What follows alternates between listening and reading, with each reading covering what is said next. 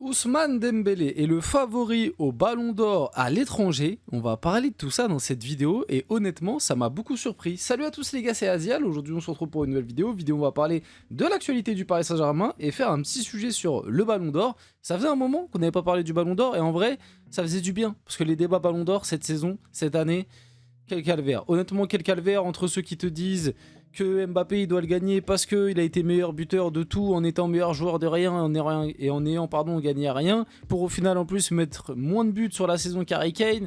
Il y en a ceux qui te disent que Lamine Yamal il doit le gagner et à la limite Lamine Yamal, pourquoi pas, même si bon, il va le gagner si jamais il le gagne, c'est pour sa Coupe du Monde et sa Coupe du Monde elle est pas mauvaise. Moi je rentre pas dans les débats à dire que sa Coupe du Monde elle est catastrophique parce qu'il fait une Coupe du Monde discrète mais pas mauvaise. Mais c'est une Coupe du Monde qui est quand même très mid. Et on va pas se mentir, sur la Coupe du Monde, il est sûrement pas top 3, top 4 des joueurs espagnols, tu vois. Donc ouais, les débats, c'est très compliqué. Il y en a ceux, du coup, les Parisiens aussi, on parle de Dembélé, de Gvara. T'as les Munichois et les Anglais qui veulent mettre Harry Kane. T'en as d'autres qui parlent d'Olysée. C'est très compliqué. Rodri, ça revient un peu moins en ce moment. Après la Coupe du Monde, il y avait la hype Rodri, là, un peu moins. Un peu moins de Rodri, c'est bizarre. Il y a un peu moins de Rodri du côté de Madrid. Non, mais je sais pas, moi je pose des questions parce que beaucoup de supporters du Real qui, bizarrement, après la Coupe du Monde, je les voyais sur les réseaux. Non, mais Rodri, candidat Ballon d'Or, etc. Même certains youtubeurs Real Madrid, Rodri Ballon d'Or, et puis hop, c'est bizarre, depuis qu'il a signé au Barça. Rodri, on n'en parle plus trop pour le Ballon d'Or. C'est le clubisme, hein. Le clubisme. Bon après, hein, on est tous atteints par le clubisme au fond. On essaye d'avoir le maximum d'objectivité, mais en réalité, l'objectivité n'existe pas vraiment. C'est un peu de l'honnêteté intellectuelle plutôt. Mais bref. Rentrons dans le vif du sujet de la vidéo. Avant tout ça, n'hésitez pas à liker, commenter, partager et vous abonner. Ça fait toujours plaisir, ça aide pour le développement de la chaîne. N'hésitez pas aussi à activer la cloche de notification, à booster les vidéos. Et nous, on va y aller dès maintenant pour parler un petit peu de tout ça. Donc, qu'est-ce qui s'est passé? Pourquoi je fais ce sujet de vidéo un sujet Ballon d'Or? Parce qu'en fait, il y a TNT Sport. Donc TNT Sport, média, si je me trompe pas, britannique, mais ils ont aussi des branches un peu aux quatre coins du monde, notamment au Brésil. Il me semble qu'au Brésil, ils sont aussi bien implémentés, qui ont fait en fait un article sur le potentiel back-to-back de Dembélé Ballon d'Or. Et déjà, avant de dire ce qu'ils ont écrit et de parler de tout ça, je trouve ça absolument honteux que le premier média qui fait un papier sur le potentiel back-to-back Ballon d'Or de Dembélé soit un média étranger. Le fait qu'en France, il y a eu plusieurs papiers sur Mbappé, il y en a eu un sur Gvara, qui d'ailleurs, je pense, on va pas se mentir, a sûrement été peut-être un peu dirigé par le PSG. On sait que ça existe, le Real fait pareil, le Barça fait pareil, bref, tous les clubs font pareil. Il y en a eu un 5 sur Gvara, il y en a eu minimum, je crois, 2 ou 3 sur Mbappé dans l'équipe, fait dans l'équipe. Il y en a eu aucun sur Ousmane Dembélé. Je trouve ça absolument honteux parce que moi, je vous ai déjà partagé mon avis sur la chaîne. Pour moi, les 3 candidats qui sont sur le papier pour moi les plus crédibles pour le Ballon d'Or, allez les 3-4, j'en mets 3-4. Les 3-4 candidats les plus crédibles pour le Ballon d'Or pour moi, qui en fait regroupent le côté saison de club, moment marquant, statistiques, trophées et en même temps la Coupe du Monde, parce que malheureusement pour Gvara, oui, s'il n'y avait pas la Coupe du Monde, Gvara je te l'aurais mis peut-être favori numéro 1, sûrement même. Mais le problème, c'est que la Coupe du Monde, il la joue pas. Tu vois, et malgré tout, ça a un impact dans la saison. C'est triste pour lui, parce qu'entre guillemets, bah, il y peut rien, tu vois. Mais ça a un impact dans la saison. Et c'est pour ça que j'expliquais que pour moi, Dembélé côté PSG, c'était celui qu'il fallait le plus pousser. Même si Gvara a peut-être fait une meilleure saison. Et encore, ça se joue à pas grand-chose. Hein. Pour moi, Gvara, il est meilleur joueur de la saison de Ligue des Champions parce qu'il est stratosphérique, il n'y a pas de problème. Mais en vrai, Dembélé, il est derrière à pas grand-chose. Tu vois, j'avais déjà eu ce débat, mais je vous disais, pour moi, le top 3, Dembélé est dans le top 3, tu vois. Il y a Gvara, Dembélé, dans le top 3 des joueurs importants cette saison de Ligue des Champions, il y a Gvara, Dembélé dedans, tu vois. Et après, le troisième, tu peux mettre peut-être un João Neves cette saison, au milieu, qui a été très bon. Peut-être un Pacho, derrière aussi, marqué par moment.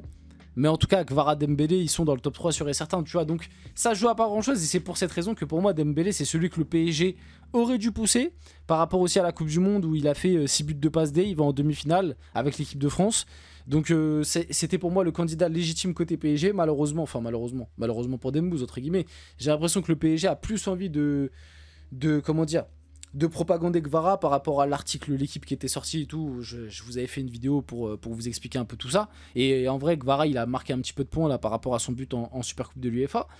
Et du coup, pour moi, les 3-4, pour revenir à ce que je disais juste avant, les 3-4, entre guillemets, qui sont vraiment légitimes pour le Ballon d'Or quand tu regroupes les critères et que tu parles de la saison, pour moi, c'est Dembélé, Harry Kane, Lamine Yamal, Olysée. Et pour moi, après certains vont peut-être dire que je suis pas objectif, hein, mais pour moi, il doit se jouer entre Dembélé et Harry Kane. Pour moi, top 1, top 2, ça doit être Dembélé et Harry Kane. Parce qu'en fait, Olysée et Lamine Yamal, Olysée, il y a des stats, mais au final, il stat moins qu'Harry Kane et il gagne pas plus que lui, donc Harry Kane est devant, tu vois. Et en plus de ça, t'as même le truc où en Coupe du Monde, ils se sont affrontés et factuellement, l'Angleterre, même si Harry Kane n'a pas joué, mais l'Angleterre a battu l'équipe de France de Olysée, tu vois. Donc il y a ça, ils ont le même nombre de trophées, Harry Kane a plus de stats et Harry Kane est plus loin en Coupe du Monde, entre guillemets, il fait 3ème, là où Olysée fait 4ème. Donc c'est pour ça que Harry Kane, je le mets devant. Dembélé, je le mets devant parce qu'il a la Ligue des Champions par rapport à Olysée. Et en plus de ça, je crois que Dembélé, il a quasiment les mêmes stats. Parce que Dembélé, mine de rien, on s'en rend pas compte, mais il a des stats quand même. Dembélé, c'est quasiment. C'est plus de 40 goals assists, hein, mine de rien, cette saison. Si je me trompe pas, je crois il a fait 28 buts, 14 passes D. Donc ça doit être 42 goals assists. Pour un mec qui, sur la première moitié de saison, était beaucoup blessé. Et Lamine Yamal, par rapport à la CDM, en fait, je le mets. Mais en réalité, pour moi, il doit être 3ème ou 4ème grand max. Je pense. Si je dois donner mon avis, je pense que le top 3, je sais pas pourquoi je sens qu'ils vont le donner à Kane. On fera peut-être une vidéo là-dessus, mais plus le temps passe, plus je me dis, le Ballon d'Or, il est à Londres. Tu vois, en fait, tu vois, il y a des petits trucs comme ça où tu te dis, c'est bizarre quand même. Comme de par hasard, Kane, il fait partie des prétendants, le Ballon d'Or, il est à Londres.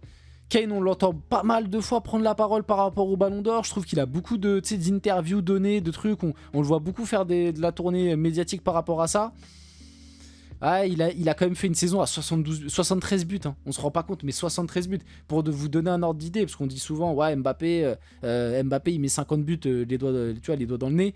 Mbappé, sa meilleure saison statistique, c'est une saison où il a mis 44 buts.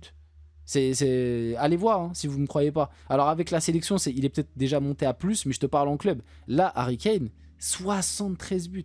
Je crois qu'on se rend pas compte, hein. 73 buts, c'est monstrueux ce qu'a fait Harry Kane. Donc, il a battu le record de CR7 quand même. CR7 qui avait fait sa plus grosse saison à 72. Harry Kane en a mis un de plus, du coup 73. Harry Kane est le 2e meilleur buteur de l'histoire sur une saison, derrière Messi qui avait mis 86 buts. Parce que les 91 c'était sur l'année civile, mais sur la saison, je crois il en avait mis 86 en 2011-2012 du coup. Donc, ou non, 2012-2013. Je crois que c'est 2012-2013 où il fait 86. Ou peut-être, bref, je me rappelle plus. Donc, c'est monstrueux aussi. Et moi, du coup, je pense que le classement des journalistes, ça va être Kane en 1, Yamal en 2, Dembouz en 3, et après en 4, Olysée ou Mbappé, ça va être un truc comme ça, je pense. Parce que Mbappé, il va être, je pense, top 5, alors qu'en vrai, il mériterait peut-être pas, ou à la limite la 5ème place, mais pas plus haut. Alors, en vrai, il mériterait même pas d'être top 5, parce que je mets Gvara aussi devant lui, je mets Olysée et Gvara devant lui. Et mon classement à moi, mais ce sera peut-être un sujet de vidéo, en vrai là je spoil, mais peut-être que je vais faire une vidéo, mon classement top 10, on verra. Mais mon classement à moi, je mettrais plutôt Dembélé, Kane, Olysée en 3, et Yamal 4, non, Gvara 4 et Yamal 5. Mais le problème c'est que Yamal, Coupe du Monde, le mettre 5ème, ça fait loin quand même. T'es obligé de... Bah vous savez quoi, je mets Yamal 3, Gvara 4 et Olysée 5. Malheureusement pour Olysée. Mais Gvara à la LDC en fait, quand même. Donc bref, l'article de TNT Sport. Et si Dembélé réalisait le back-to-back, s'interroge TNT Sport. Dembélé a déjà gagné ce que presque tous les joueurs rêvent de gagner. Une Coupe du Monde, une Ligue des Champions et un Ballon d'Or. À 29 ans, il peut désormais viser encore plus haut, conserver sa couronne et devenir Ballon d'Or 2 années consécutives. Donc vous voyez un article très élogieux de leur part pour mettre en avant Dembélé et le fait que aujourd'hui c'est un candidat pour le Ballon d'Or et c'est un candidat plus que légitime. Tu vois, pour moi par exemple il est beaucoup plus légitime qu'un Rodri, qu'un Messi, qu'un Mbappé, bref, même qu'un Lamine Yamal en vrai. Je suis désolé de dire ça pour les Barcelonais, mais je le pense en tout cas, même si Yamal a la Coupe du Monde. Et en fait ça me fait de la peine de voir qu'en France on n'a pas envie de le mettre en avant, quoi. On n'a pas envie de le mettre en avant, on n'en parle pas. Dans les débats français, à chaque fois qu'on parle du Ballon d'Or, tout le monde parle d'Mbappé. Je parle pas de nous, entre guillemets, mais je te parle des plateaux télé, tu vois, des grands médias, entre guillemets. Ça parle que d'Mbappé pour le Ballon d'Or, alors que le mec a rien gagné. Mais ça parle, tu vois, même la ministre des Sports. Vous vous rappelez, je vous en avais parlé en vidéo. La ministre des Sports, elle a quand même dit Mbappé, il mérite le Ballon d'Or. Il n'y a pas un mot sur Dembélé. Le mec, il est double vainqueur en titre de la LDC et il est le Ballon d'Or en titre. Tu vois, il a fait factuellement le même parcours qu'Mbappé à la CDM. Il a fait aussi des bons matchs Dembélé à la CDM. peut-être moins voyants que ceux d'Mbappé, mais il a fait des bons matchs. Il n'y a pas un mot pour lui de la part de personne. Et moi, je trouve ça très triste. Et en plus de ça, et on va finir la vidéo là-dessus, je vous donne un peu mon avis. Le fait qu'il n'ait pas démarré le trophée des champions et la Super Coupe de l'UEFA, et qu'il n'ait pas fait en plus des très très bonnes rentrées, même si au final tu gagnes la Super Coupe de l'UEFA, même si c'est pour la saison et c'est pour la nouvelle saison et c'est pas censé compter pour le Ballon d'Or, je pense malheureusement pour lui que ça lui a pas fait gagner des points. Parce que ne pas démarrer ces deux matchs-là qui, mine de rien, étaient regardés, attendus, surtout la Super Coupe de l'UEFA, je pense que ça lui a fait perdre un petit peu de points pour potentiellement grappiller peut-être un peu pour le Ballon d'Or. Donc bref, on termine la vidéo là-dessus, j'espère que cette vidéo vous a plu. Si c'est le cas, n'hésitez pas à liker, commenter, partager, vous abonner. Les gars, c'était Azial et on se retrouve très rapidement pour une prochaine vidéo.